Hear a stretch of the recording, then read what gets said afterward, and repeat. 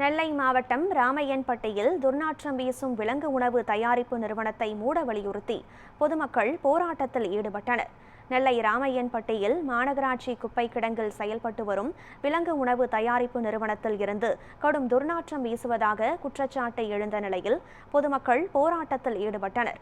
இதையடுத்து MP Robert Bruce மற்றும் MLA RS Murugan நேரில் சென்று ஆய்வு மேற்கொண்டனர். அப்போது பொதுமக்கள் வாழ முடியாத சூழல் ஏற்பட்டுள்ளதாக தெரிவித்தனர். உடனடியாக நிறுவனத்தை மூட நடவடிக்கை எடுக்க வேண்டும் என கோரிக்கை விடுத்தனர். அனுமதி இல்லாமல் கழிவு, கோழி கழிவு, மாட்டு கழிவு பொதுமக்களுக்கு இடைஞ்சலாக நடத்தி பல பேருடைய உயிர் சேதங்களுக்கும் ஆஸ்மா, டிபி வரக்கூடிய சூழ்நிலைக்கு உருவாக்கி கொண்டிருக்க கம்பெனி ஆக்ட் படி இல்லாத ஒரு கம்பெனியை இருக்குதாக சொல்லி திமுக அரசுடைய அராஜகத்தின் பேரில் அவங்க லஞ்சத்தில் வாங்கி தான் இந்த பர்மிஷனே கொடுத்துருக்காங்க. இதனால இது கம்பெனி ஆக்டும் இல்லை, பொதுமக்களுக்கும் பாதிப்பு இருக்கு. அதனால இந்த இடத்தை விட்டு உடனே காலி செய்யும்படி நாங்கள் ஆணையிட்டோம். நெல்லை மாநகராட்சிக்கு உட்பட்ட கழிவுகளை கொட்டுகின்ற இந்த இடத்தில் 2022ஆம் ஆண்டு நம்முடைய மாநகராட்சி சுமார் 5 ஏக்கர் நிலத்தினை கேரளாவை சார்ந்த ஒரு கம்பெனிக்கு இடத்தை தாரை வார்த்திருக்கின்றார்கள். அதோடு கூட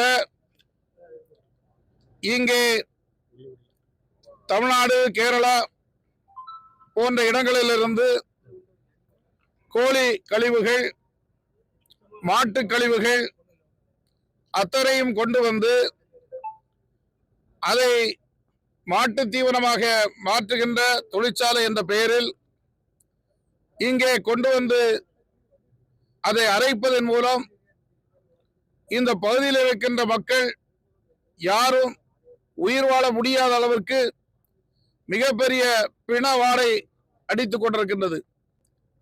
அவர்களிடத்தில் இருக்கின்ற ஆவணங்களை பரிசீலித்து பார்த்தால் அவைகள் முறையான அனுமதிகள் பெற்று இந்த தொழிற்சாலையை துவக்கவில்லை என்பது தெளிவாகிறது.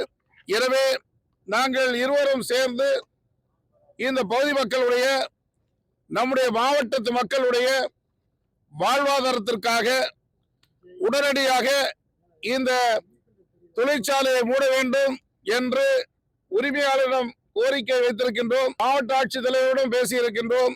கேரளால இருந்து கழிவை கொண்டு வராங்க, கழிவை கொண்டு வந்து இங்க அரைக்கிறாங்க. அந்த அரைக்கும் போது அந்த வாடை பயங்கரமான ஒரு வாடை, நாய் இறந்து கிடந்த அந்த வாடை எவ்வளவு வருமோ அதோட அதிகமாக ஒரு வாடையில ஒரு 6 மாச காலமா நாங்க ரொம்ப சங்கடப்பட்டுட்டு இருந்தோம். நாங்களும் எங்கெல்லாமோ மனு கொடுத்து பார்த்தோம், யாருமே நடவடிக்கை எடுக்கல. இந்த வேட்பாளர் இப்ப வந்த உடனே எங்களுக்கு இதை இழுத்து மூடிட்டாரு. எங்களுக்கு தாவக்கா கட்சி வேட்பாளர் வந்த உடனே எங்களுக்கு RS முருகன் அவர்கள் இங்க வந்த உடனே இந்த வேலையை உடனடியாக நாங்க போய் 2 மணி நேரத்துல இந்த வேலை முடிஞ்சிருச்சு. எங்களுக்கு நாங்க எல்லாரும் சந்தோஷமா இப்ப ஆயிட்டோம். இங்க பாத்தீங்கன்னா உங்களுக்கு ஸ்டார்டிங்ல இருந்து எங்களுக்கு குப்பை கிடங்குனால அந்த ஸ்மெல் ஓவரா இருந்துச்சு. நிறைய பேர் குப்பையை எரிச்சு விடுறதுனால போக்குவரத்து நெரிசல் ஏற்படும். வருஷம் எங்களுக்கு நிறைய பாதிப்புகள் ஏற்பட்டுச்சு. நிறைய பேர் இறந்தும் போனாங்க. அது போக பார்த்தீங்கன்னா சைடு எஃபெக்ட்ஸாக ஆஸ்துமா உள்ளிட்ட பல நோய்கள் எங்களுக்கு ஏற்பட்டுச்சு. வயதானவர்கள் மூச்சு திணறனால இறப்புகளும் அதிகமாக இருந்துச்சு. கால்நடைகள் அதிகமாக இறந்துச்சு. மரம் செடி கொடிகள்லாம் வாடி அப்படி இலைகள்லாம் உதிர்ந்துச்சு. இப்போ இந்த 3 மாசமாக இந்த இறைச்சி கழிவுகளால் எங்களுக்கு ரொம்ப தொல்லை அதிகமாக இருந்துச்சு. அதனுடைய ஸ்மெல்லால் நிறைய பேருக்கு மூச்சு திணறல் ஏற்பட்டுருச்சு, வாமிட் அதிகமாகுச்சு.